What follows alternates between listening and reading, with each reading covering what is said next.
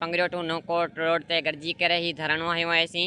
हिन धरणे जो मक़सद को सियासी वोट वठण लाइ नाहे, को हिते असीं पिनण कोन आया आहियूं, पर हिते असांजो बुनियादी जेको हक़ आहे उहो वठण आया आहियूं।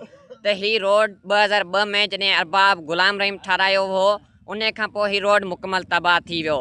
जॾहिं त हिते केतिरा ई चूंडियल नुमाइंदा आया, पर कंहिं बि हिन रोड जी सार न लधी। जॾहिं त हिते जी अवाम मुख़्तलिफ़ जेको आहे सो मुश्किलातुनि खे मुंहुं ॾेई रही आहे।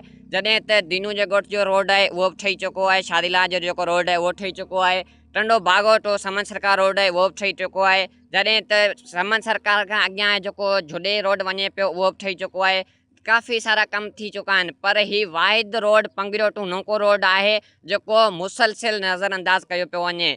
त छा ही अंदरूनी सियासी मुखालफ़त जे करे हिन अवाम खे नज़रअंदाज कयो पियो वञे, या ही अवाम आहे हिन तक में कोन थी अचे, या हिन मुल्क में कोन थी अचे? आख़िरकार छाजे करे हिन अवाम सां ज़ुल्म पियो कयो वञे? छा चूंडियल नुमाइंदा हितां खां वोट कोन था वठनि, या चूंडियल नुमाइंदा आहिनि सो हिते वोट वठण महिल ईंदा आहिनि साईं साईं कंदा आहिनि अची, ऐं जॾहिं कमु ॾियण जो जेको वक़्तु अचे थो उन टाइम सो विसारे वेही था रहनि अवाम खे। छा ही अवाम हिन तक में कोन थी अचे? या त असांजो चूंडियल नुमाइंदनि MNA साहब ऐं MP साहब खे मुतालबो आहे त महिरबानी करे ही रोड ठाराए ॾियो, जीअं ही जो अवाम आहे सो मसइलनि खे जो मुश्किलातुनि खे मुंहुं ॾेई रही आहे उनखां छुटकारो हासिलु करे।